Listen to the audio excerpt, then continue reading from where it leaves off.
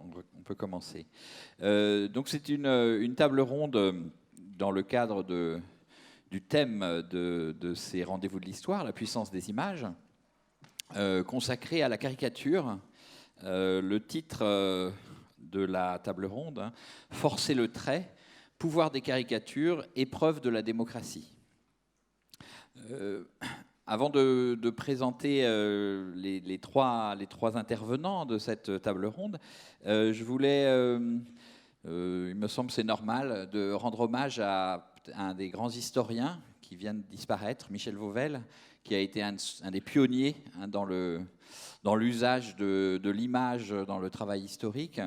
Non seulement comme on l'a beaucoup utilisé longtemps comme une illustration, mais véritablement comme une source de l'histoire et comme une sorte de relance de l'interprétation historienne. Et voilà, Michel Vauvel a, dans plusieurs de ses travaux, assez tôt, dès le travail qu'il fait, le travail pionnier qu'il fait sur la mort en Provence, il utilise des images comme les ex-voto par exemple, et ensuite tout le travail que Michel Vauvel consacre à la Révolution française est complètement nourri d'images et notamment de caricatures hein, qui sont extrêmement nombreuses dans la somme monumentale qu'il consacre, hein, qui s'appelle La Révolution française, images et récits, les 5 volumes qui paraissent au moment du bicentenaire sont vraiment complètement, je dirais, non seulement nourris de caricatures, mais constamment relancés hein, par aussi bien le rire de cet homme qui aimait rire, et puis d'autre part par une véritable prise en compte, je dirais, historienne de ce que la caricature peut nous apprendre, notamment de la politique révolutionnaire. Donc voilà, je voulais dédier un petit peu cette table ronde à Michel Vauvel, qu'on retrouvera, puisque le thème s'y prête, demain. Il y a une table ronde sur la Révolution française et les images, de 11h30 à 13h au château royal de Blois. Donc je pense qu'il sera de nouveau question sûrement de Michel Vauvel. Alors, pour parler aujourd'hui de ce thème, j'ai 3 invités que je commence par présenter. Francesca Alberti, qui est maître de conférence à l'université François Rabelais de Tours, qui a consacré une thèse au rire, au comique et au ridicule dans la peinture italienne de la Renaissance. Elle travaille aussi beaucoup, elle nous le dira d'ailleurs, sur les pratiques du graffiti, du gribouillis, et elle a en 2015 publié ce qui est un livre qui est important aux éditions Actes Sud, qui est tiré directement de sa thèse, La peinture facétieuse, du rire sacré du Corrège aux fables comiques de Tintoret. À sa gauche, Bertrand Tillier, qui est historien des images connu, professeur d'histoire contemporaine à l'Université de Paris 1, Panthéon-Sorbonne, qui a publié plusieurs livres sur la caricature, parfois liés à des expositions aussi. Tu es commissaire d'exposition, de nombreuses expositions, notamment de dessins et de dessins de presse. Alors parmi les expositions, il y a eu celle de 2005 qui s'appelle À la charge, grande exposition à Saint-Denis, hein, je crois. La caricature dans tous ses états, qui a donné lieu à un très beau livre qui porte le même titre, À la charge, la caricature en France de 1789 à 2000, aux éditions de l'Amateur. L'exposition qu'on a pu voir ici il y a une dizaine d'années, Quand le crayon attaque, 1814-1918, donc qui était ici à Blois. Vive le dessin libre, De Gaulle en caricature, également. Et puis, on peut signaler le premier livre important de Bertrand Tillier, qui était la Républicature, la caricature politique en France, 1870-1914, aux éditions du CNRS. Et puis, à ma droite, Julien Bergeau, dit Jules, connu sous ce nom de Jules. Julien est on ne le sait pas forcément, mais est doublement légitime, je dirais, autour de cette table. D'une part, comme praticien de la caricature, voilà, dessinateur de presse depuis le début des années 2000, et puis comme historien, puisque Jules a cette formation voilà, assez classique de l'historien, ancien normalien, agrégé d'histoire, spécialiste, je crois une thèse en lancée sur l'histoire chinoise. Il me semble que c'était ça. Et c'est à peu près à ce moment-là qu'on s'est connus, d'ailleurs, avant que tu ne deviennes vraiment une star du dessin de presse. Avant qu'Antoine Debeck devienne montagnard aussi. Alors, bon, parmi les albums, puisqu'il y a eu toute une série d'albums de bande dessinée, donc le premier, ça a été Il faut tuer José Bové en 2005, il me semble. Puis ensuite, la série Silex and the City, à la fois chez Dargaud en version livre et puis sur Arte, que vous connaissez tous. Et puis les 50 nuances de grec, donc publié aussi, qu'on retrouve dans l'histoire très régulièrement sous forme de chronique. Et puis aussi cette expérience qui doit être assez fascinante et pas facile d'être le nouveau scénariste de Lucky Luke. Donc, peut-être qu'on ne va pas parler de ça aujourd'hui, c'est pas tout à fait le sujet, mais voilà, je voulais signaler cela. Donc, ces trois invités, il faut non plus pas oublier que ces rendez-vous de l'histoire sont mis sous la présidence de Cartooning for Peace. Voilà, et qu'on trouve ici Plantu, par exemple, qui est ici, ainsi que Kroll, Kishka. Donc la caricature est très présente à juste titre dans ces rendez-vous consacrés à l'image. En même temps, quand on regarde le programme que vous avez entre les mains, elle n'est pas si... Je crois que on est la seule table ronde véritablement à se consacrer à la caricature. Donc, sans doute parce qu'elle, à la fois, elle relève, disons, d'un genre dont il faut comprendre les codes, un genre qui a une histoire, je dirais, de longue durée. Et d'autre part parce qu'elle est généralement, quand on en parle aujourd'hui, elle est tout de suite prise dans la question, disons, de sa légitimité, d'une certaine façon, et de ses effets autour de la question du blasphème, notamment, qui a, je pense, un petit peu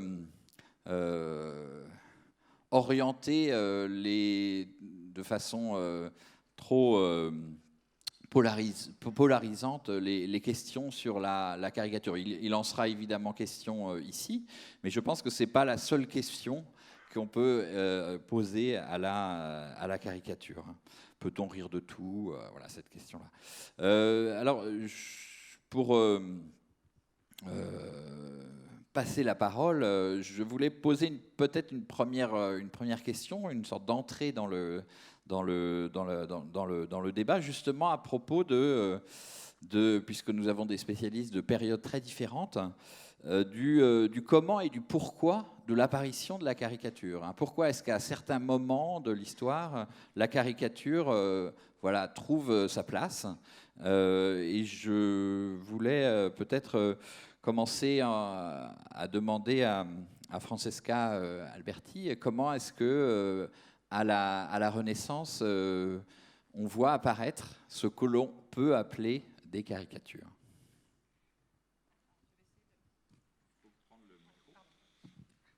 En effet. Donc, je remercie pour cette invitation. Moi, je travaille donc sur cette question du rire à la Renaissance et ce qui est intéressant par rapport à la question de la caricature, c'est que cette forme, ce procédé qui implique une déformation des traits d'un individu dans une intention ridiculisante, donc pour faire rire, En fait, c'est un genre qui n'apparaît pas véritablement à la Renaissance. On considère la naissance de la caricature comme étant quelque chose qui apparaît à la fin du XVIe siècle. Et en particulier, les premières formes de caricature ont ce terme de portrait-charge, portrait chargé. Je vous montre ici une feuille de ce type de première caricature. Elle apparaît dans le contexte des ateliers, donc dans un contexte fermé, qui n'est pas ouvert à tout le monde, et en particulier dans l'atelier des frères Carache. Ce sont des artistes d'origine bolognaise qui ensuite vont travailler beaucoup à Rome dans les années 1600. Alors vous voyez dans cette feuille à gauche comment ici on a pour la première fois une accumulation de têtes qui rappelle un petit peu le genre du portrait, mais dans cette accumulation de têtes, il y a un certain nombre de transformations. Alors il y a par exemple un visage qui ressemble à celui d'un cochon. Il y a une insistance sur les traits caractéristiques, je dirais, sociales de certains personnages. On insiste sur le regard trop intense ou encore sur les attitudes de cette figure qui a été barrée. Or, cette accumulation de têtes, ce type de...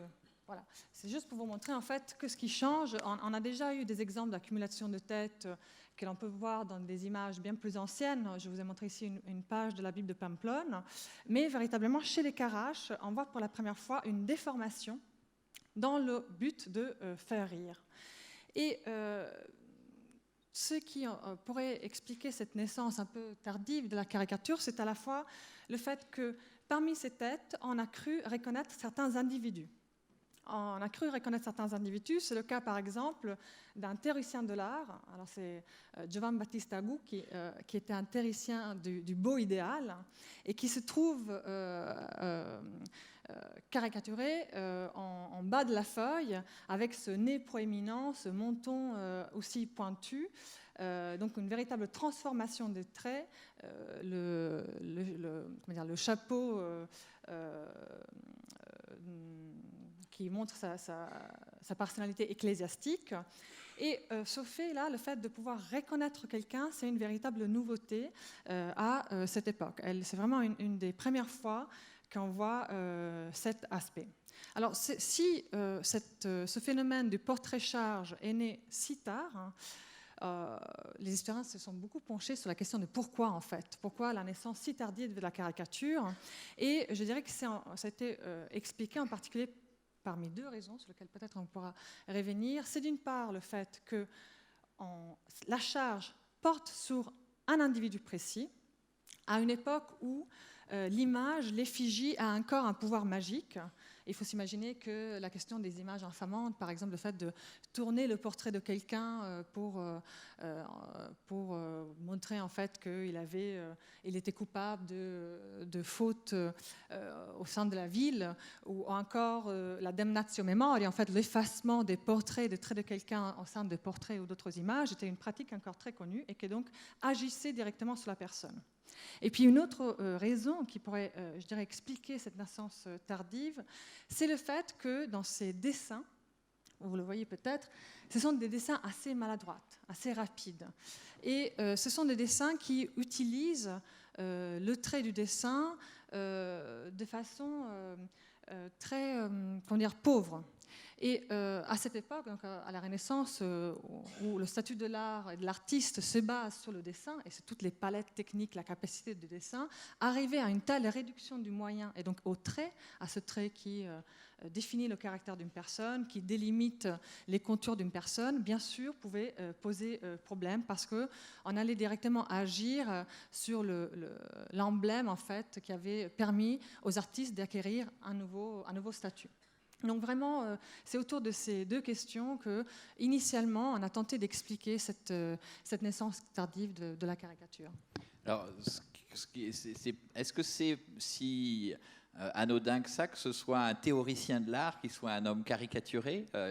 On a l'impression qu'il y a une sorte de vengeance de l'artiste par rapport au théoricien. C'est une interprétation qu'on peut donner. Alors, les Carache étaient très proches d'Agouki, donc c'est pas du tout une question de, je dirais, revanche contre un théoricien de l'art qui ne serait pas quelqu'un qui les avait défendus. Au contraire, ça fait partie de la même cercle. Donc, on voit bien comment c'est un jeu au sein d'un cercle fermé.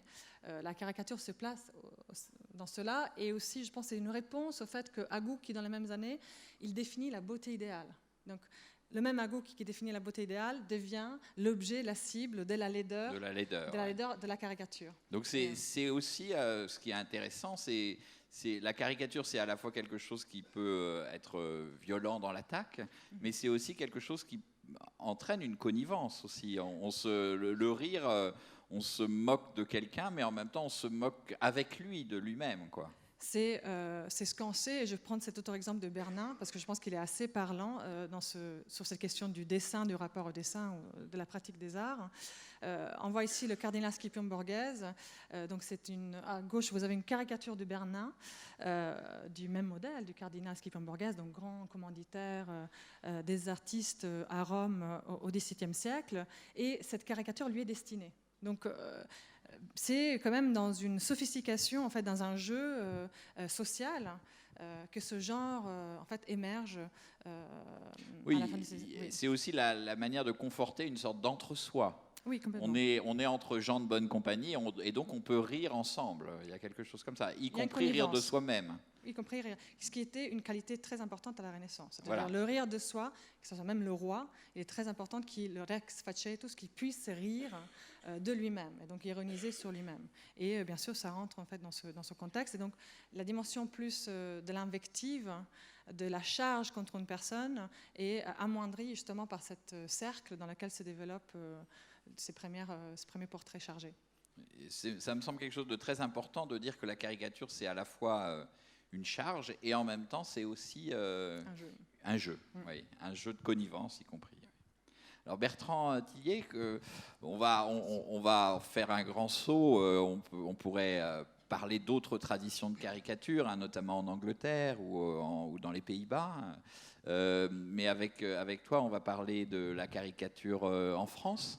Alors comment est-ce que se met en place et pourquoi est-ce qu'à un moment se met en place la caricature ? C'est piquant que ce soit toi qui me poses la question, puisque tu sais ça mieux que moi.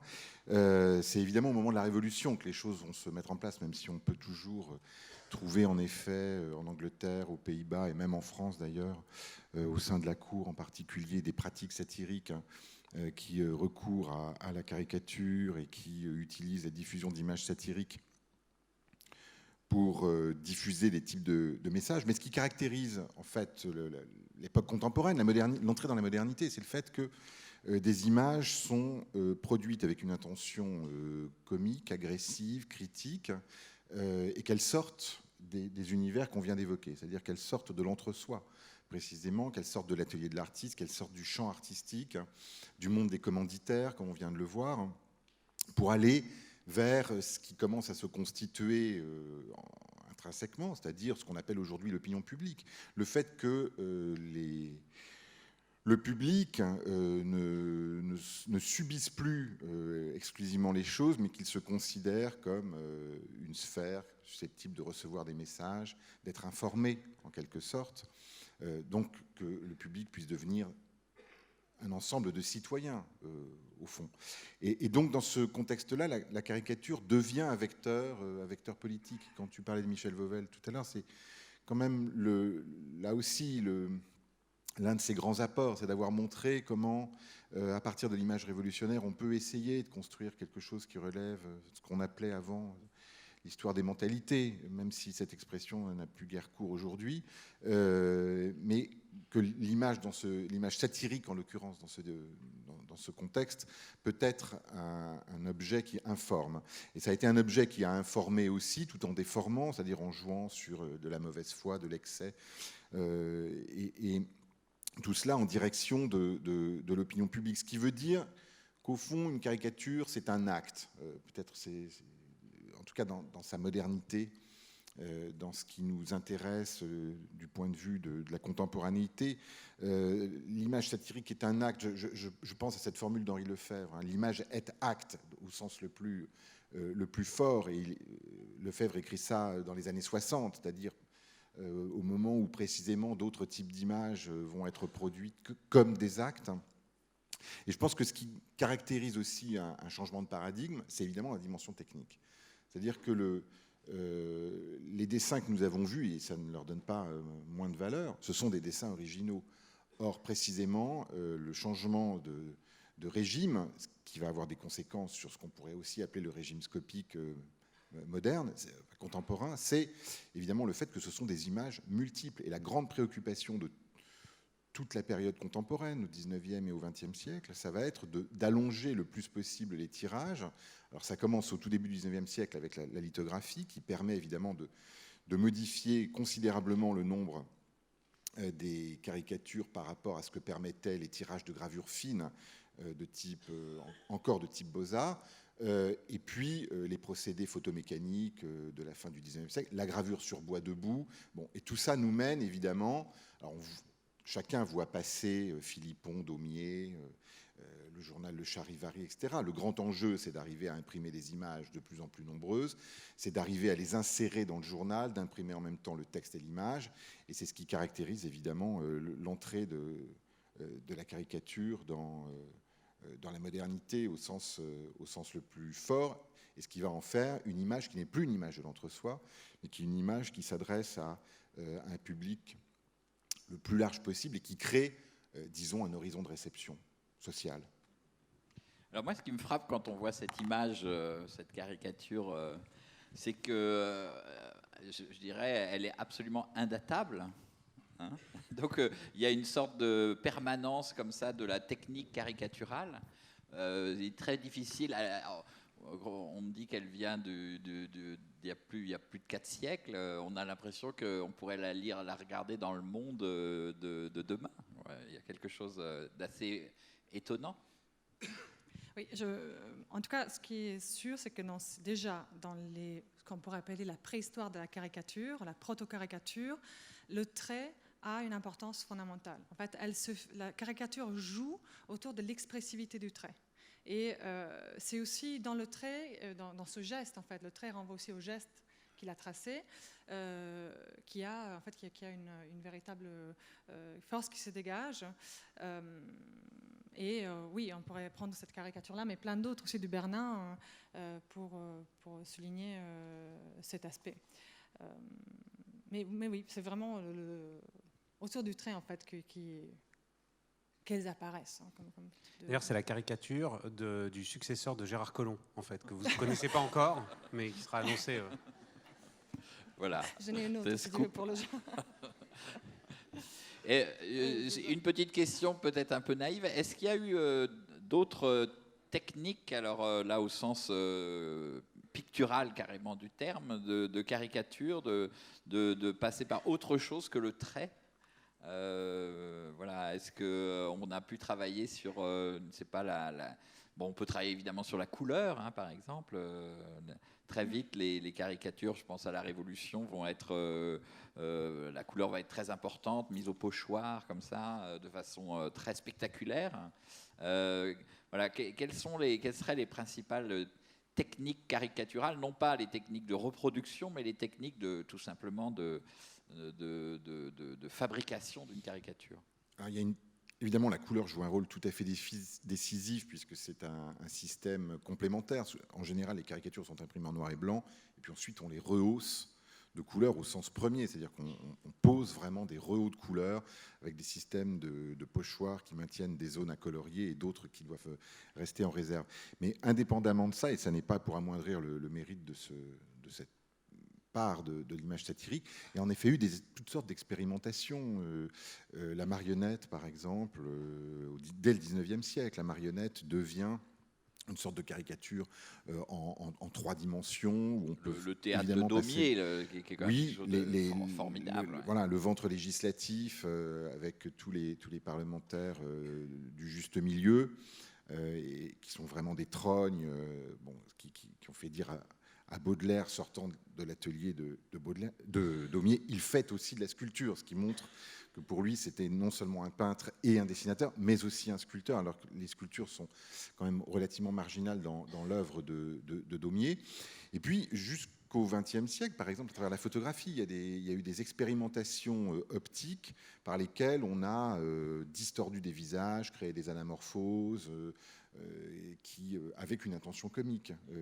Et puis, dans des choses très contemporaines, je pense à un dessinateur comme Mouget, par exemple, que j'aime beaucoup, qui fait des petites silhouettes en papier, qu'il chiffonne, qu'il découpe, et auquel il donne une sorte de volume, font que le dessin donne l'impression de décoller de son support et qu'on va vers quelque chose qui relève d'une forme de tridimensionnalité, même si ce n'est pas tout à fait le cas. Quelque chose sur ces questions du trait.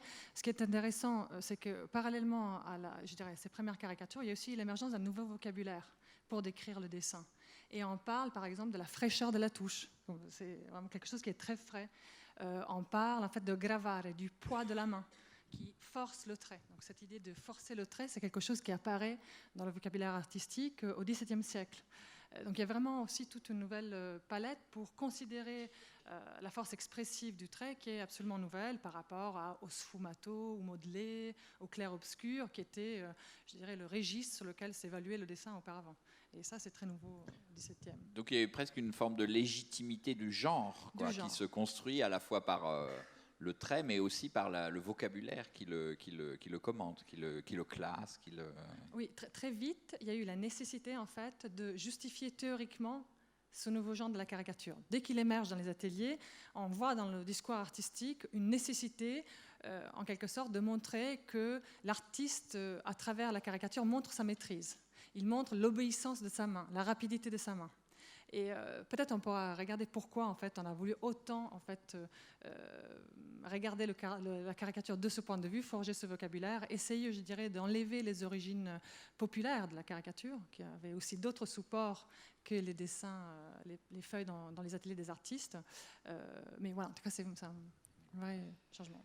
Alors Jules, pour toi, comment est-ce que ça naît la caricature dans ton existence, je dirais, à un moment? Pourquoi est-ce que ça s'impose? Pourquoi est-ce que d'historien de la Chine, tu deviens tout simplement, enfin, un caricaturiste, ou en tout cas un dessinateur?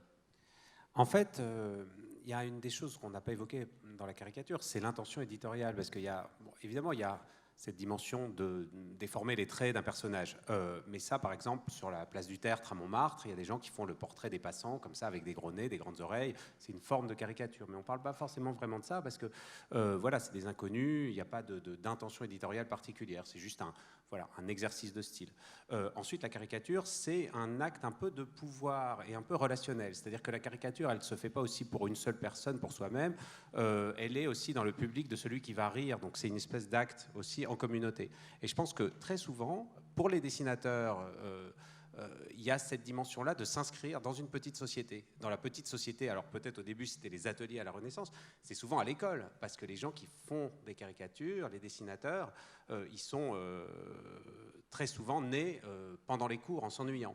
Et effectivement, on se rend compte que c'est quelque chose, un acte de pouvoir, parce que quand on fait des dessins des profs, des caricatures des profs, et qu'on les fait passer... Il y a pas mal de gens qui se sentent concernés dans l'acte. Voilà.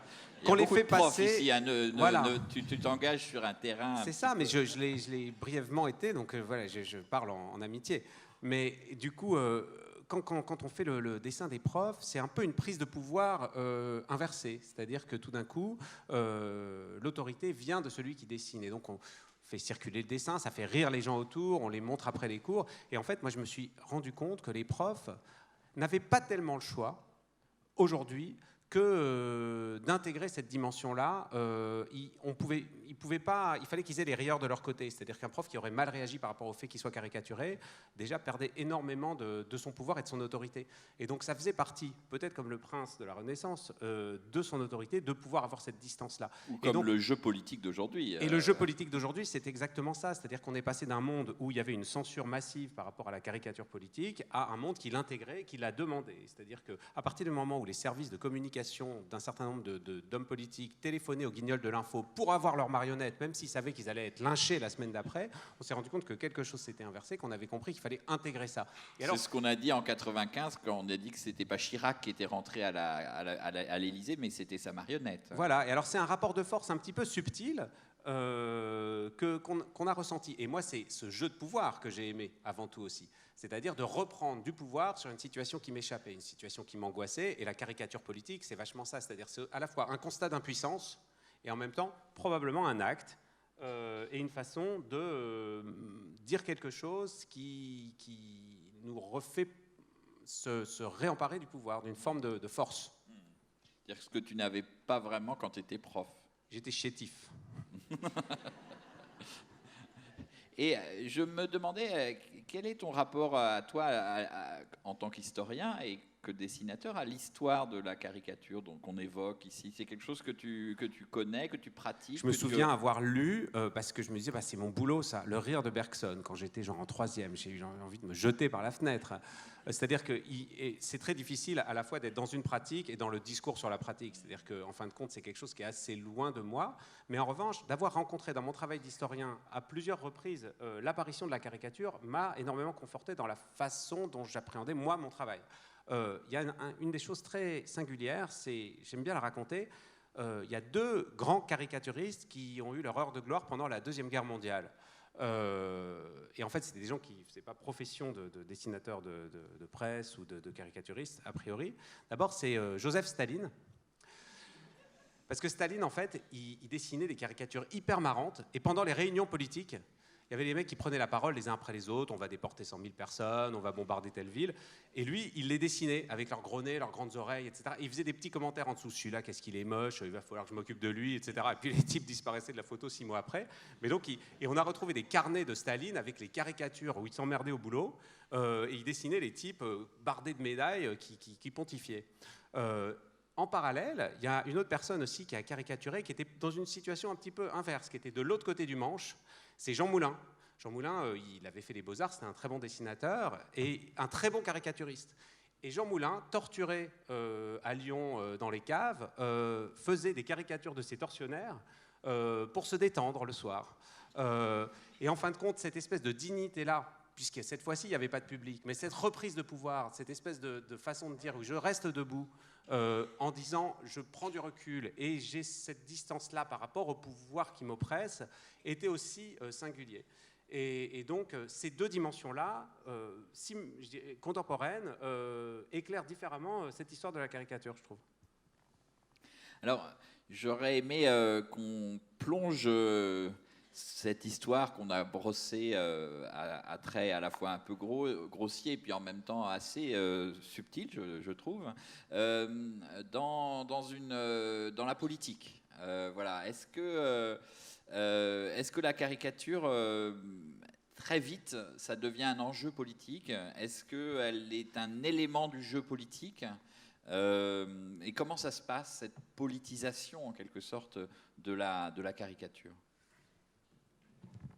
Alors, il y a toute une série d'images satiriques qui apparaissent en fait au XVIe siècle déjà, autour de Luther, bien sûr, autour du pape, la figure du pape avec renversé, ou encore le pape et l'âne, ou différentes images.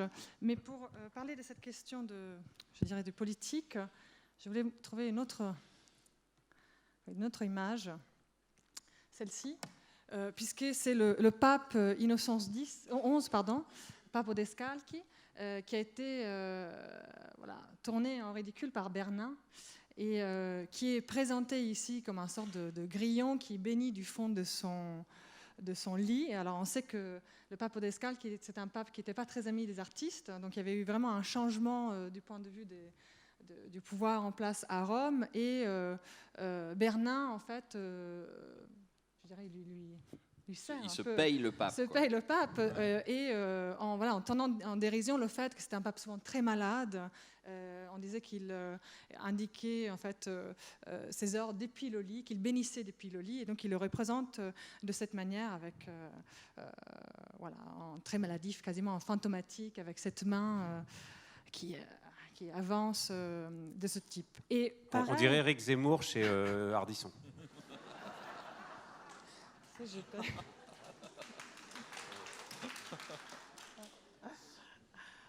Juste un autre exemple comme ça de questions en fait, politiques et de comment les artistes ont joué avec ce moyen, faisant des caricatures.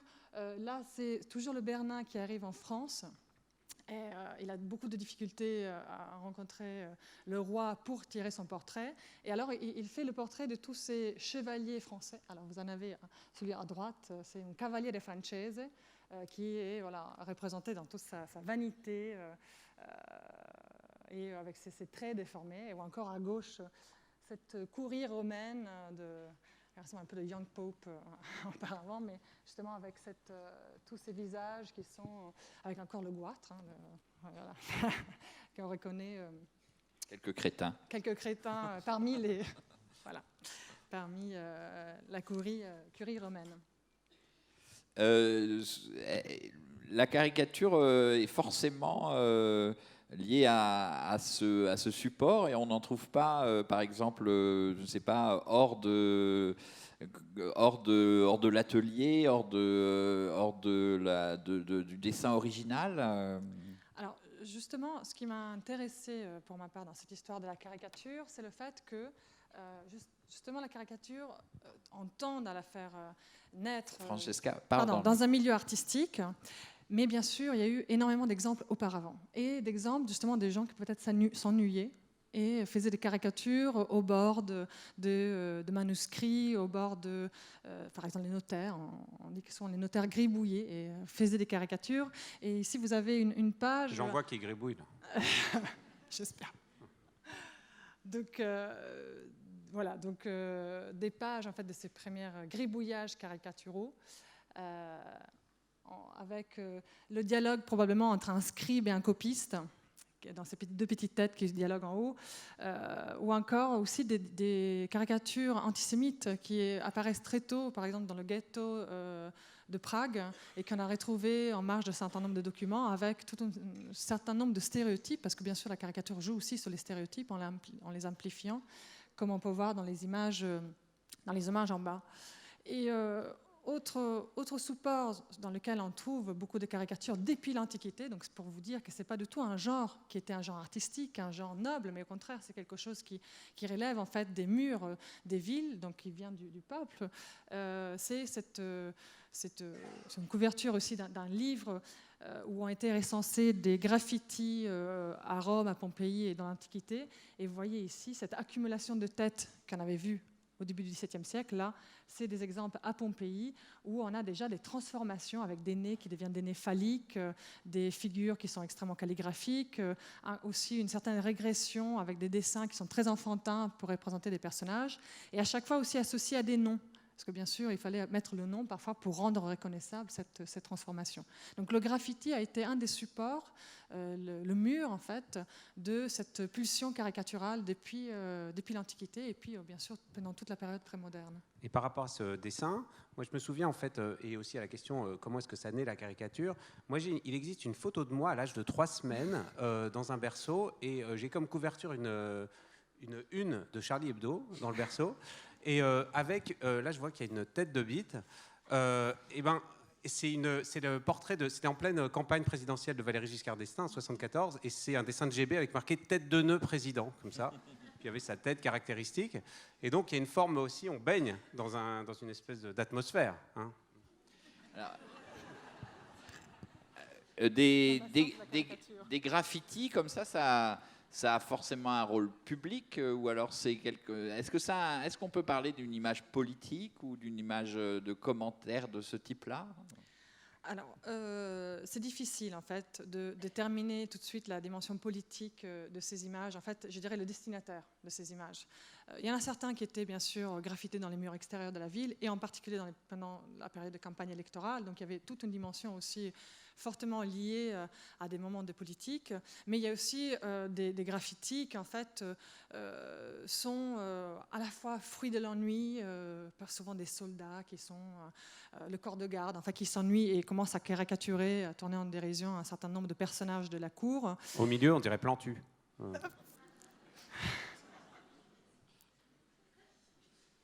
On va voir encore. Là, C'est c'est une plus personnage. difficile, c'est plus difficile. Oui, c'est intéressant cette image parce que dans ces images, je dirais que ces proto-caricatures, parfois la maladresse des mains rend difficile le fait d'y voir une intention ridiculisante ou de la moquerie. C'est un peu le cas de ce chevalier. Oui, entre la naïveté et Entre la naïveté, oui. et l'intention. Et l'intention. Selon la capacité des mains, bien sûr. Mais voilà, pour dire que cette caricature ne se développe pas seulement dans l'espace public, on a aussi un certain nombre d'exemples au sein, par exemple, des châteaux. Alors c'est très commun dans les salles de châteaux qui recevaient un très vaste public, souvent des gens qui passaient et qui ne passaient pas très longtemps dans ces châteaux, l'usage de à la fois représenter la cour, de se moquer de la vanité de certains courtisans, de tourner en dérision certaines femmes. Alors ici, vous avez alors il y a une petite écriture qui dit ce monsieur Heinrich qui est représenté avec ses bras ouverts et les mains au râteau. On ne sait pas trop si l'intention est ridiculisante. Par contre, ça devient beaucoup plus évidente lorsqu'il y a des inscriptions comme celle-ci. Alors, vous voyez, il y a une petite tête d'une femme avec des sortes d'antennes. Probablement, on se moque en quelque sorte de la coiffure très sophistiquée que certaines femmes de la cour avaient. Et en bas, il y a une inscription qui dit « Viva, viva, vive la divine beauté de Madame Catherine » et aussi sa coquetterie. Et alors là, on sait bien sûr qu'on se moque directement, qu'on tourne en dérision, mais c'est un usage privé. On est dans un contexte fermé de la cour, des gens souvent qui se répondent et qui travaillent aussi en palimpseste, parce que par exemple, le mot de Catherine ici est barré et écrit Johann. Donc il est possible que Catherine soit passée et passée. Catherine, bon, c'est l'autre personne. Alors Bertrand, dans le cas de la France du 19e siècle et du 20e siècle, il est évident que la caricature campe au milieu de la politique. Enfin, là, c'est quelque chose qui est d'emblée une donnée de la caricature. Oui, je voudrais revenir sur les graffitis, parce qu'il se trouve que les graffitis, c'est aussi un vocable que les caricaturistes ont utilisé dans leurs propres dessins. Je pense à ce moment en 1835 où Louis-Philippe rétablit la censure après s'être fait abondamment traiter de poire, d'Hercule ventripotent et de Monsieur Chose, ce qui veut dire pas grand-chose évidemment, donc une incarnation du juste milieu. Après l'attentat Fieschi, on profite de l'occasion pour dire on arrête les caricatures, donc on rétablit la censure. Et dans les premières images qui ont suivi le rétablissement de la censure, on voit des caricaturistes qui font surgir des enfants qui dessinent des petites poires sur des murs, etc. C'est-à-dire qui recourent à cette idée que le graffiti, ça reste quand même un esprit de résistance, un endroit où on peut s'exprimer encore peut-être librement. Et on voit comment la caricature ressurgit ici.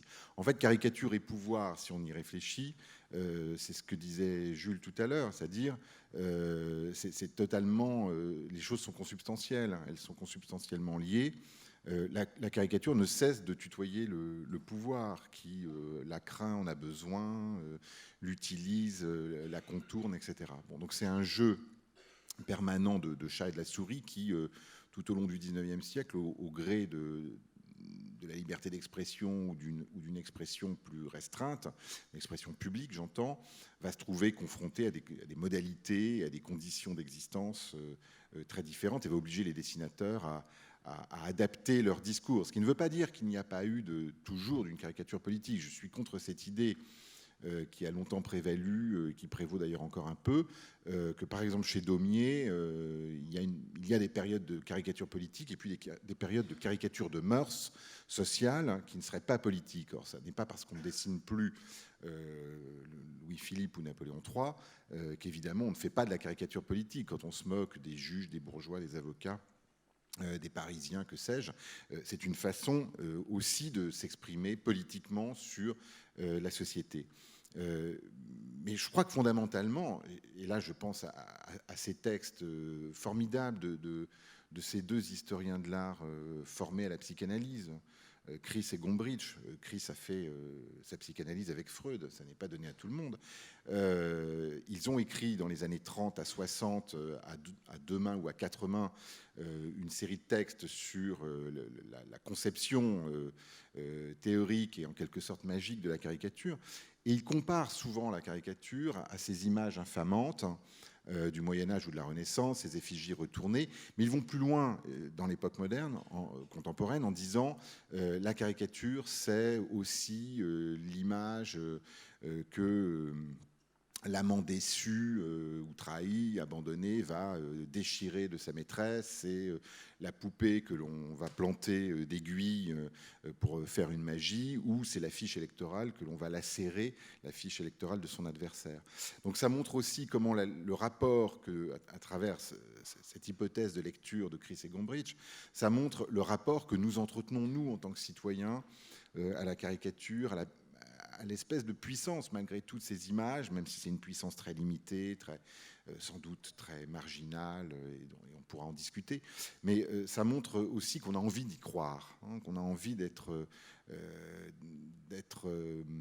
en quelque sorte séduit par cette puissance des images qui crée aussi un lien très direct entre le spectateur et la caricature, une connivence, une complicité.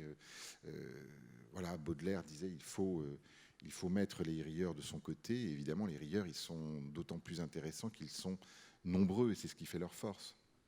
Et juste, oui, vas-y. Et puis c'est un peu le ver dans le fruit, c'est-à-dire qu'à partir d'un moment où quelqu'un, un puissant ou n'importe qui, s'est vu caricaturé et s'est retrouvé justement dans cette position de mise en cause de la caricature, même si la caricature disparaît, si elle est censurée, etc., chez les gens qui l'ont vu, il y a déjà une idée qui chemine. C'est-à-dire on sème une espèce de graine maléfique, d'ironie, de mise à distance, de second degré et déjà de contestation, parce que voilà, on ne prend pas la chose pour donnée. C'est-à-dire que l'évidence de l'image, c'est-à-dire la façade, le reflet,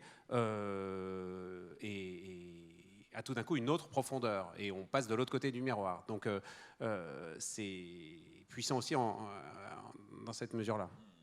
Alors, je me demandais en quoi les pouvoirs, par exemple dans la France du 19e siècle, qui sont quand même très différents, est-ce qu'il y a une sorte de stabilité dans leur rapport à la caricature, ou alors chacun a mis en place des manières de vouloir la contrôler, la censurer? Comment est-ce que les pouvoirs, quand ils sont très différents comme ça, peuvent avoir un rapport à peu près le même, ou au contraire très, très, très différent à la caricature? Alors, ce qu'on peut dire, c'est que d'un point de vue juridique, souvent, les responsables politiques, disons un peu autoritaires, ont réactivé en fait des législations qui pouvaient préexister. En 1852, Napoléon III réactive une série de règlements de 1820, donc ça lui va très bien.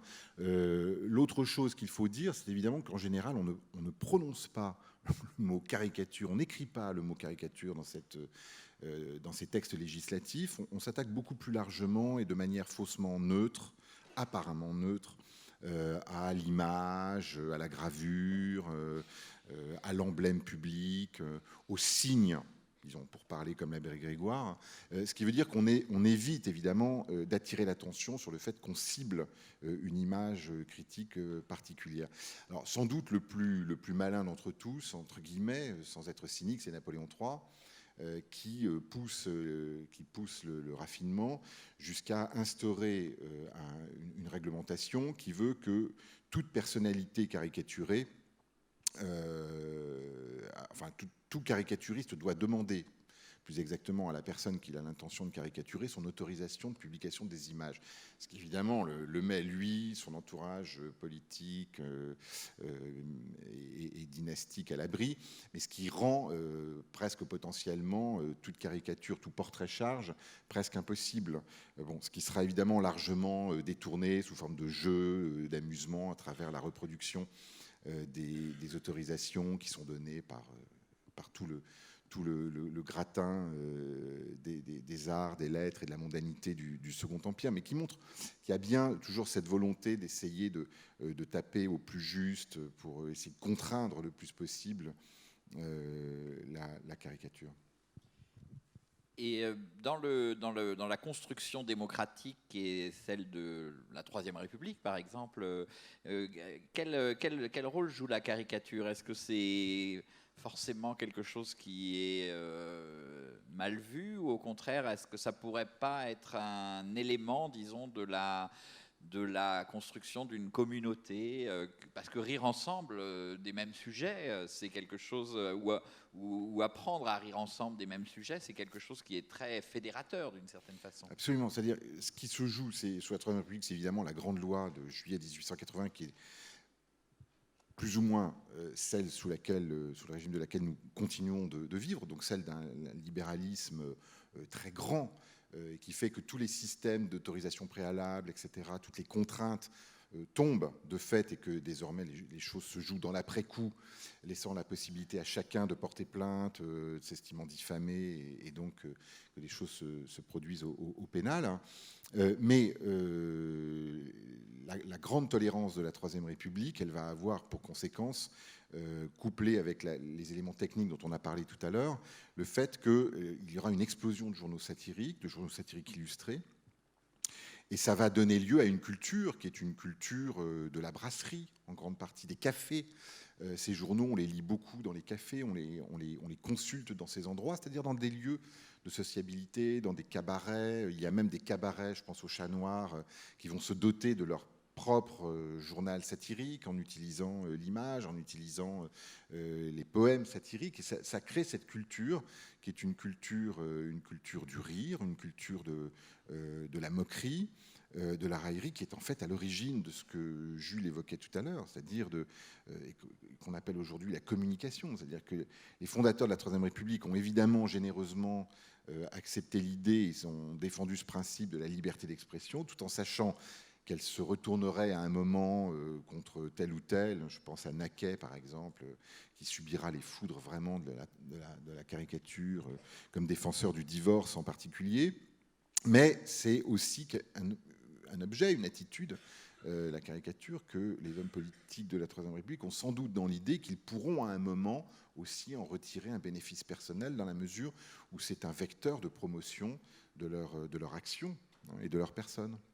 Oui, puis c'est vraiment un art de la sociabilité, en fait. Ça s'épanouit dans ces lieux-là, mais c'est ça, en fait. C'est un art de la relation, et le rire ensemble, c'est une espèce de relation très singulière entre les individus qui font communauté en dehors des autres assignations d'identité. Et donc, ceux qui ont ri ensemble, malgré leurs différences, ont quelque chose en commun. Comme une espèce de pacte sur le moment, qui peut se dissoudre automatiquement, mais et voilà, ça fait fi de toutes les autres déterminations qui peuvent être très très fortes, encore plus dans la société française, qui est quand même vachement structurée comme ça. Alors justement, dans si on se place dans la société d'aujourd'hui, est-ce que on a ce sentiment que la caricature, elle est tendue entre un rire ensemble qui a pris la dimension, je dirais presque non plus du café ou de la sociabilité dont on a parlé, mais une sorte de voilà, par la médiation de la télévision puis de l'internet, cette communauté s'est élargie à l'infini. Donc voilà, avec cette idée qu'on peut rire absolument de tout. Et en même temps, on a ce sentiment aussi qu'on a peut-être jamais, enfin qu'on est dans une période où le rire est quelque chose qui frôle régulièrement une forme d'interdit, voilà, qui a des sujets finalement sur lesquels il faut mieux pas se confronter avec cet aspect caricatural, quoi.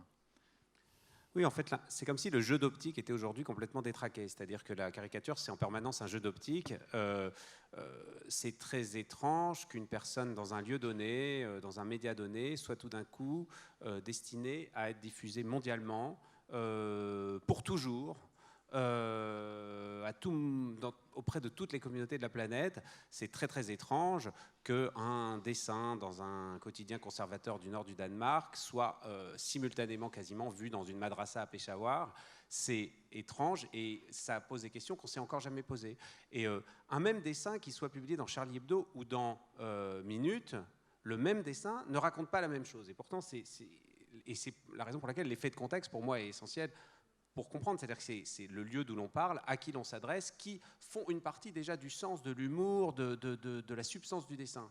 Et du coup, à partir du moment où ça n'existe plus, où le contexte explose du fait de cette diffusion mondiale et simultanée, et ben, tout le monde est perdu. Et effectivement, on peut dire à la fois le rire s'est étendu à l'échelle de la planète, mais en même temps, il a perdu de sa substance. C'est-à-dire, soit il y a un nivellement, c'est-à-dire une espèce de rire extrêmement marketé, fabriqué comme une bouteille de Coca-Cola ou comme le plus petit dénominateur commun planétaire, et ça existe. Et puis, c'est les grandes industries de la culture de masse qu'on a tous en partage et qu'on apprécie tous comme on peut apprécier un verre de Coca-Cola. Mais ensuite, le rire contextualisé, c'est-à-dire fin, c'est-à-dire chirurgical, la dentelle du rire, est absolument pas destinée à voyager, ne supporte pas la transplantation. Et en fait, c'est évident que, quand je disais, c'est un phénomène de sociabilité. La sociabilité, on ne peut pas prendre un café simultanément avec 4 milliards de personnes. Et donc, cette question-là, on n'a pas de réponse, mais ça induit, évidemment, 1 milliard de problèmes. Qui veut réagir à ce contexte d'aujourd'hui de la caricature? Bon, c'est un contexte compliqué, mais Jules a bien posé les enjeux. La chose qu'on peut ajouter peut-être, c'est ce que produit la dématérialisation. C'est ce qu'on peut dire, c'est qu'une caricature qui paraît aujourd'hui à la une d'un journal comme Charlie Hebdo, bon, elle paraît sur un support qui est identifié par ceux qui l'achètent, qui savent ce qu'ils vont y trouver. Cette image appartient à tout un ensemble d'autres images, de titres. Elle s'inscrit dans une chaîne d'images qui parfois feuilletonnent d'un numéro à un autre. Et quand d'un seul coup, on la numérise pour la reproduire et on la diffuse en effet à l'échelle planétaire, hors de tout contexte, et parfois avec des commentaires, des effets de titre qui ne sont plus les mêmes, qui peuvent être même en contradiction complète avec l'intention initiale du dessinateur et auteur de l'image, on arrive à des quiproquos et des situations tout à fait explosives. C'est ça l'enjeu, c'est-à-dire que là, il y a un enjeu technologique qui brouille complètement, qui reconfigure la communauté des récepteurs et qui brouille complètement la manière dont on peut appréhender une caricature, puisque dans des contextes culturels très éloignés, évidemment, c'est atrocement compliqué d'expliquer ce que sont ces images. Et ce qui en demeure, c'est cette idée, tu l'as dit tout à l'heure, l'idée du blasphème. Je le répète ici. Enfin, tu avais raison de dire ça engageait un type de lecture, on a beaucoup parlé de ça. Les historiens du droit défendent, texte à l'appui, que le blasphème n'existe pas juridiquement. Donc si on ne parle pas de blasphème, de quoi parle-t-on par ailleurs? Je pense à Boesflug, par exemple, François Boesflug, qui a beaucoup travaillé sur ces questions autour de l'image et de la représentation du divin, de Dieu, du sacré. Boesflug montre bien dans ses travaux que pour qu'il y ait blasphème, il faut qu'il y ait croyance. Or, ceux qui produisent des images sont souvent des gens qui ne croient pas eux-mêmes. Donc, leur intention, pour revenir à ce terme, n'était pas celui de blasphémer. Moi, je crois que ce qui caractérise peut-être le plus nettement l'image satirique, c'est la question de la profanation, qui touche aussi au sacré. C'est-à-dire qu'il y a une dimension profanatoire dans la caricature qu'on n'est pas obligé d'accepter et qui peut même nous heurter. Moi, j'aime beaucoup la caricature et je peux être heurté par des caricatures qui touchent à mes convictions, à mes valeurs, à ma croyance ou à mon absence de croyance ou à mon appartenance politique. Mais ça, c'est en quelque sorte mon problème. C'est à moi de régler ce problème avec l'image et je n'en tiens pas le caricaturiste pour responsable. Mais il ne faut pas oublier qu'une caricature est destinée à être une image critique, agressive, et qui fait rire, et qui peut faire rire avec des choses qui peuvent être, pour certains, douloureuses. Mais en même temps, si on retire cette qualité-là à la caricature, eh bien, on est dans le tout d'une image ou d'une imagerie lisse, qui est un immense problème, un immense fantasme de la déception des sociétés contemporaines depuis le XIXe siècle, et qui peut-être est encore accentué aujourd'hui par l'image numérique, qui de fait est une image extrêmement lisse et qui a cette capacité à tout lisser, c'est-à-dire par la juxtaposition de toutes sortes d'images très différentes, à faire que toutes les images semblent se valoir, alors qu'elles n'ont pas les mêmes intentions. Francesca ? Peut-être pour revenir à ce que disait Jules, ce qui est intéressant dans la question du rire, c'est que même si les objets sur lesquels on rit, elles sont bien sûr différentes et forment des communautés à géographie variable, en même temps, le rire, c'est une question universelle. C'est-à-dire que ce qui est intéressant dans le rire, c'est qu'il y a une universalité qu'on peut partager de façon humaine, et qui aussi, c'est une façon de déjouer en fait une violence. Et on le voit beaucoup dans les premières caricatures, je parle des images des graffitis, cette pulsion, ce trait qui est une arme, en fait, c'est une arme quand même qui affronte un mur, et qui affronte pas, en fait, qui ne va pas vers la violence. Donc la caricature reste quand même une façon de déjouer cette violence et de la canaliser, de la poser sur autre chose et de se confronter sur autre chose, que ce soit support imprimé, image numérisée, voilà. Mais quand même, peut-être revenir à cette question, me semble assez importante en fait, de ce partage du rire, voilà, de façon plus large. On peut avoir une dizaine de minutes de questions, s'il y a des questions dans la salle. Oui, il y en a sûrement. Voilà, il y a un micro qui circule. Bonjour. Je crois que vous n'avez pas assez insisté sur le problème du texte. Vous avez beaucoup parlé du dessin. Et un dessin sans texte peut parfois rien dire du tout. Je pense à deux dessins en particulier. Un dessin de Wolinski qui me fait toujours hurler de rire, toujours, à propos de l'agonie du pape, Jean-Paul II. Il avait dessiné le pape voûté, le dessin était mauvais. Mais le texte, Jean-Paul II va mieux, il a canonisé 2 yaourts. Il y a un autre dessin à la suite de ça, où on disait il ne faut pas se moquer de la mort, de l'agonie, dessin de Cabu, où il était en face la mort avec la faux, et Cabu se représentait plié en deux, et il disait elle n'a pas de culotte. Donc il me semble que là, c'est le texte était au-delà de la caricature. Qui veut répondre sur la... Je vois très bien ces deux dessins. Oui, alors il y a quand même une différence entre le dessin de Wolinski et le dessin de Cabu. Cabu est un immense dessinateur, enfin était un immense dessinateur. Wolinski n'était pas un si mauvais dessinateur que ça. Enfin, si on réfléchit à la tradition à laquelle il se rattachait, qui passait par Dubout, etc. Je pense que c'est un dessinateur aussi subtil parfois. Bon. Mais dans les deux cas, évidemment, il y a une espèce de construction qui télescope, parfois jusqu'à la contradiction, surtout dans le deuxième cas, le message dessiné, le message verbal. Bon, la deuxième image à laquelle vous faites allusion, c'est une image que, si ma mémoire est bonne, Cabu produit en écho à ce qu'on a appelé la catastrophe de Beaune, c'est-à-dire cet autocar avec plus de 50 enfants morts sur l'autoroute au mois d'août. Bon, mais il ne s'attaquait pas tellement à ça, il s'attaquait au traitement médiatique de cette imagerie qui était une imagerie spectaculaire, assez voyeuriste et très, très volontiers choquante, parce que c'était le gros titre des journaux pour un mois d'août où il était censé rien se passer. Donc il y a aussi cette dénonciation qui passait par la conjonction du texte et de l'image pour s'attaquer à ce qu'était vraiment l'information, au plus mauvais sens du terme en l'occurrence. Oui, puis bon, ça va de soi que le texte et les dessins sont entrelacés. Là, l'exemple qui est au-dessus de nous le montre aussi. Enfin, c'est-à-dire qu'effectivement, il y a le trait, il y a le texte, et c'est une construction intrinsèquement reliée.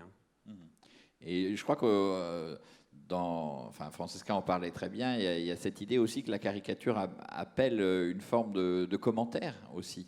C'est le texte de la caricature, mais c'est aussi, dans cette culture du rire partagé, rire ensemble, c'est aussi en parler.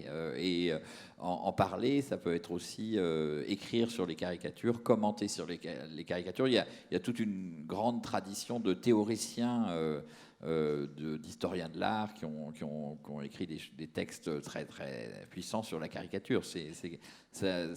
On a l'impression que le genre caricature appelle le texte, en fait, hein, à tout niveau, quoi. Ah oui, alors une autre question. Oui. Que pensez alors oui. Il faut, Oui, vous êtes où? Il faut que vous montriez. Ah voilà. La complicité du rire. Très Voilà, bien, mais il y peut-être a une vous complicité... pouvez vous lever. Oh non, non, non. Il y a une complicité du rire. Elle est handicapée. Ah, Complicité du rire qui peut exclure aussi. Et je pense, alors, ce qui se passait sous Vichy ou pendant le Troisième Reich, des caricatures de juifs, je pense que la propagande nazie, que ce soit sous le régime de Vichy ou en Allemagne, s'est beaucoup appuyée justement sur les caricatures de juifs. Alors, je ne vois pas. Alors, comment situer la limite des caricatures? Est-ce qu'on peut parler d'une limite? Enfin, voilà. Ou est-ce qu'on peut parler là de caricature? Enfin, je pose la question. C'est de la caricature. La caricature, c'est une pratique, c'est-à-dire que c'est ni bien ni mal, c'est comme l'électricité. En fait, c'est une question de contexte, c'est ce que j'évoquais tout à l'heure. C'est-à-dire que ces mêmes caricatures de juifs qui auraient été dans une revue comique des années 80, des juifs de Buenos Aires, tels qu'il y en avait, en fait, super drôles, auraient pu, en fait, quasiment être sorties du contexte et devenir drôles parce qu'elles étaient partagées, elles étaient en partage, et les gens qui les produisaient et les gens qui les lisaient avaient une histoire, déjà un recul, une mise en abîme de ces questions. Donc ce n'est pas en soi ces caricatures, c'est ces caricatures publiées pour ce public, par ces personnes, sur ces supports à ce moment-là. Et donc tout ça, c'est ce qu'on utilise pour lire une caricature. Donc il n'y a pas de limite en soi. C'est la caricature, c'est ni bien ni mal, c'est telle qu'elle est, quoi.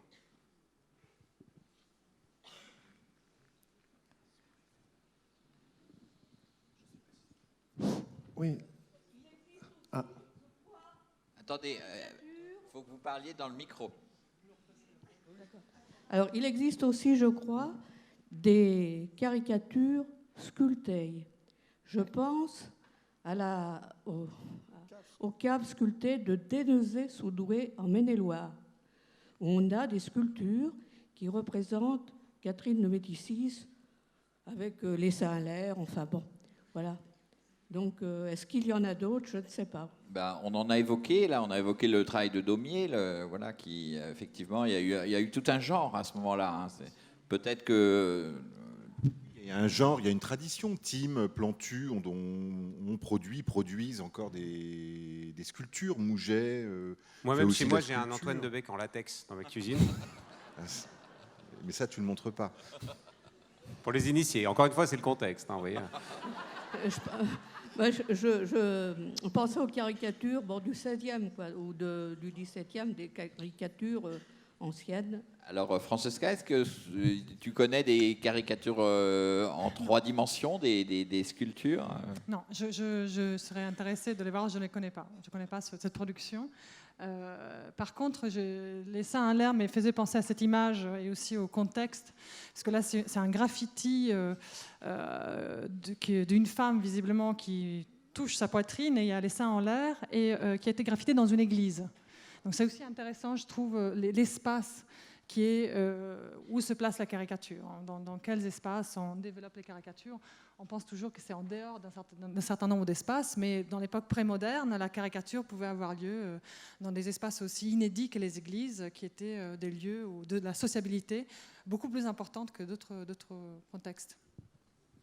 Oui, donc moi j'aimerais savoir, qu'est-ce que vous pensez de la caricature par rapport à nos démocraties? Est-ce qu'on peut juger qu'elle est salutaire ou dangereuse? Pourquoi moi? Je n'ai pas vraiment d'opinion sur la question. Mais je dirais qu'elle Elle est une expression d'une culture démocratique qui n'est pas celle de tout le monde. La caricature, elle n'est pas également distribuée et répartie sur tout le globe. Elle n'est pas l'apanage seulement des démocraties. Il y a des démocraties où il n'y a presque pas de caricature. Parce que ce n'est pas cette forme de sociabilité qui a prévalu à un moment donné. Et puis, il y a des lieux où il y a énormément de répression vis-à-vis de ça, qui sont des lieux pas du tout démocratiques, ou au contraire, il y a une force de la caricature. Je pense dans l'histoire au régime soviétique, voilà, il y avait dans la sphère privée plein de dessins et de discours d'ordre satirique. Ensuite, il y a la question du rire, c'est-à-dire l'industrialisation du rire, et notamment le rire comme dans la culture de masse, comme, je dirais, tache d'huile, invasive, dans tous les discours scientifiques, les discours politiques, les discours d'analyse. Et effectivement, il y a comme une espèce de nuage de fumée, de nuage d'encre qui empêche aussi pas mal de discernement parfois. Le fait qu'il y ait systématiquement des humoristes, des moments comiques, des moments de rire, des moments de distraction et de divertissement dans des lieux où a priori on espérerait qu'il n'y en ait pas. C'est quelque chose qui effectivement pose question. Et moi, évidemment, je ne professe pas du tout l'invasion du rire à chaque moment de la journée et dans tous les contextes. Je pense au contraire qu'il y a un plaisir rare à être parcimonieux dans la caricature. Bertrand sur... Pas mieux. Consonne.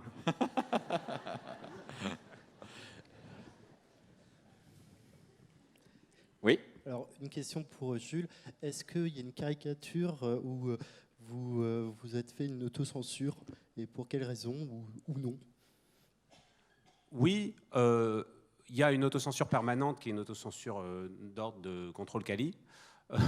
De contrôle quali, non, c'est-à-dire qu'il y a des dessins qu'on trouve soi-même moins bons, donc en fait on se les autocensure, on n'a pas réussi vraiment à dire ce qu'on voulait de la façon dont on voulait le dire, ou le trait n'est pas réussi, ou le propos est un petit peu faible, donc il y a une sélection pour essayer de trouver ce qui est le meilleur, si possible.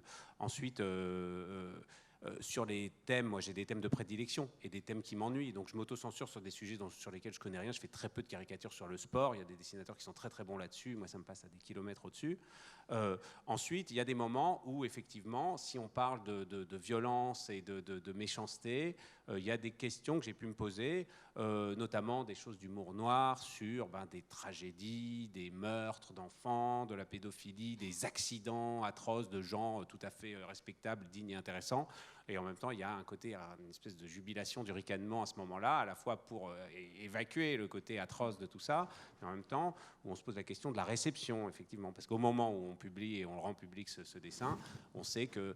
Alors, un des trucs, par contre, qui est sensible, c'est quand on fait un dessin sur quelqu'un qui vient de mourir, dans un accident d'avion, mettons, et on oppose très souvent aux caricaturistes la douleur des familles, des proches, comment est-ce qu'ils vont ressentir, alors que je peux vous garantir que quand tout le monde meurt autour de vous, en fait, vous vous en cognez complètement des caricatures. Donc, en général, c'est des gens qui jardinent dans le jardin des autres, que les gens qui font ce genre de critiques-là. C'est assez rare, finalement, les gens qui, censément, seraient directement blessés par une caricature, qu'ils le soient vraiment. On pense qu'ils vont l'être, et donc on les protège préventivement. Mais c'est dans l'expérience, après de longues 20 années de dessin, c'est très rare. Mais je me rappelle d'un dessin. Souvent, je cite cet exemple, je ne sais pas pourquoi il me vient facilement, mais c'était, je crois, Régine Cavagnou, la skieuse, qui était morte dans un accident de ski. J'avais jamais vraiment pris la mesure de l'existence de Régine Cavagnou auparavant. Bref, j'avais lu ça. Puis j'avais trouvé une blague tout de suite qui était assez marrante. C'était la vie au sport d'hiver. Et puis c'était un dessin en 2 parties. C'est la journée sur les pistes, le soir en boîte. Puis il y avait un cercueil. Et en fait, c'était marrant, oui, vous me marrez. En même temps, je me suis dit, Régine Cavagnou, la pauvre. Mais en fin de compte, je pense que la famille de Régine Cavagnou et les gens que ça concernait, et ça leur est passé des kilomètres au-dessus, et qu'en fin de compte, j'ai peut-être bien fait de la publier, même si à un moment, je me suis dit, ça apporte pas grand-chose au débat. Mais en même temps, vous voyez, vous êtes marrés.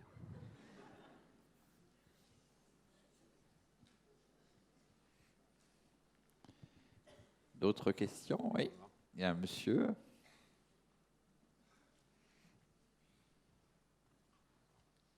Merci. Donc les journées là ici à Blois, c'est centré sur l'image. Moi, je voudrais réhabiliter un petit peu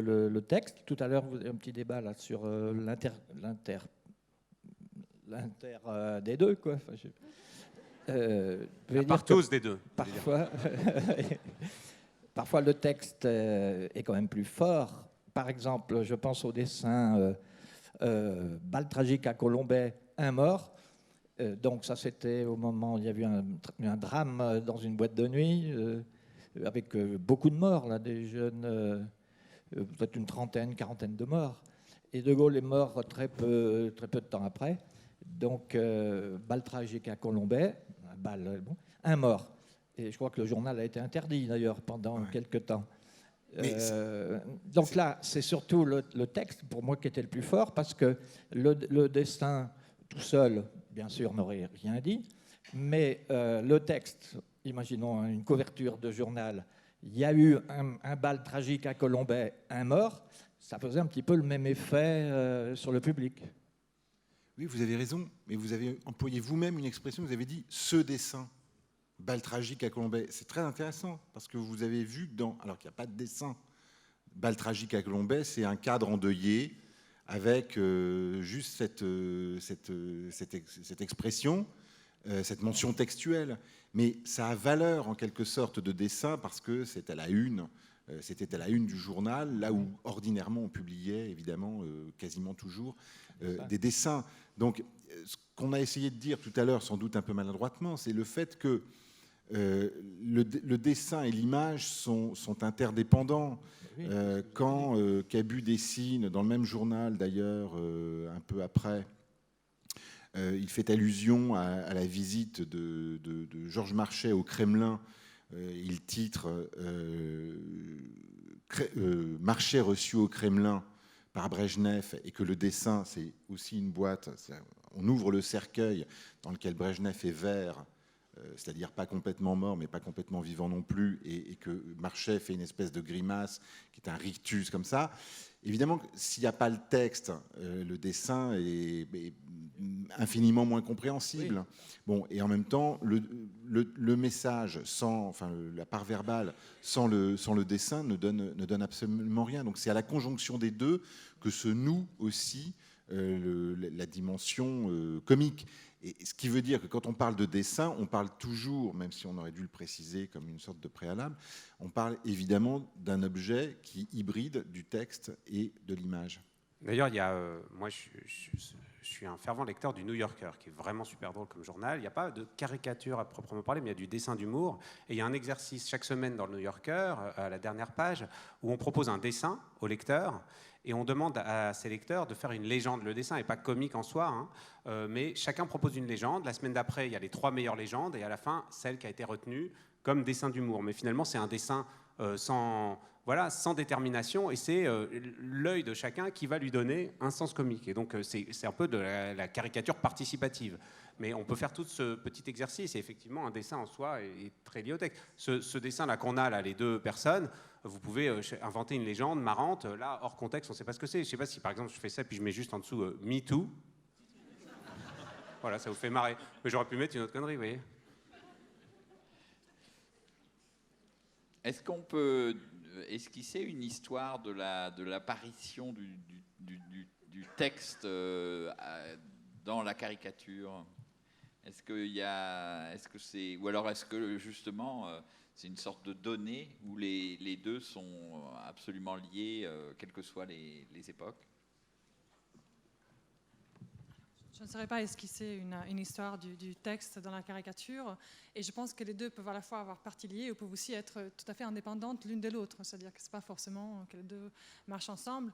Ce que je trouve intéressant par rapport au dessin, c'est que le dessin, il y a véritablement une ambiguïté de l'image, et c'est aussi souvent pour cela que l'image, je dirais, passe. Alors que le texte, dans sa forme plus rhétorique, on le comprend tout de suite. Mais cette façon en fait, de poser des écrits qui rendaient ridicules des images, on le trouve déjà à la Renaissance. On se moquait de certaines œuvres d'artistes très connus en mettant des pasquinades, c'est-à-dire des petits billets avec un mot qui justement donnait la parole soit aux statues, soit aux vierges, soit à des personnages, et qui les rendait parfaitement ridicules. Il y a eu beaucoup d'artistes qui ont été victimes de ce type de, entre guillemets, d'outrage, même si c'était par le rire. Oui, comme cette œuvre de Duchamp là, avec la Mona Lisa, avec juste marqué LHO au cul. Voilà, il a juste changé la légende. Excusez-moi. Ma Oui. question rebondit justement sur ce que disait Jules tout à l'heure. Est-ce qu'on peut considérer qu'un détournement d'images, de photographies, d'affiches est une caricature? Et auquel cas, nous sommes tous potentiellement des caricaturistes. Il suffirait qu'on rajoute une petite moustache sur un candidat ou je ne sais quoi. Et dans ces cas-là, c'est effectivement la question de l'auteur de la caricature. Et si on l'est tous, ce serait dans ces cas-là effectivement une forme particulièrement démocratique. Oui.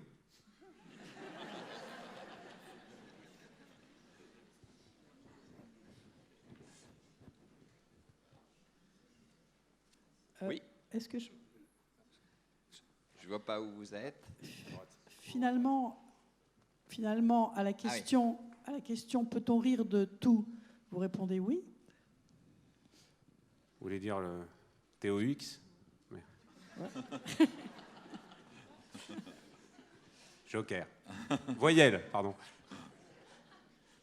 Je pense que ce que Jules disait, c'est une question de contexte.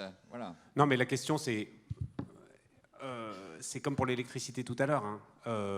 On rit de tout. Donc la question, peut-on rire de tout, en fait, est caduque. On rit de tout. Ensuite, que ce soit bien, que ça vous plaise, qu'à travers les âges, les opinions changent sur cette question, c'est un fait, mais on rit de tout. Hélas.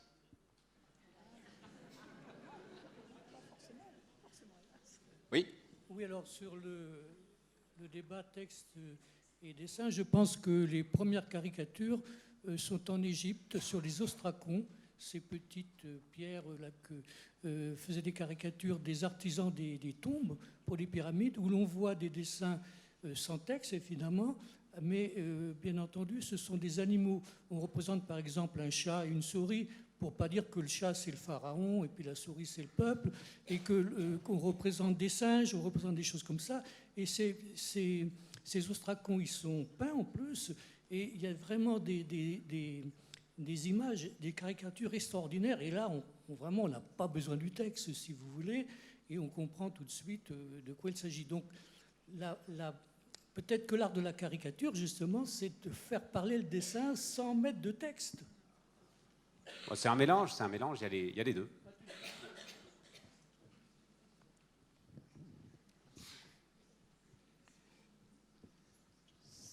Je pense que, à moins que quelqu'un veuille dire un petit mot de conclusion.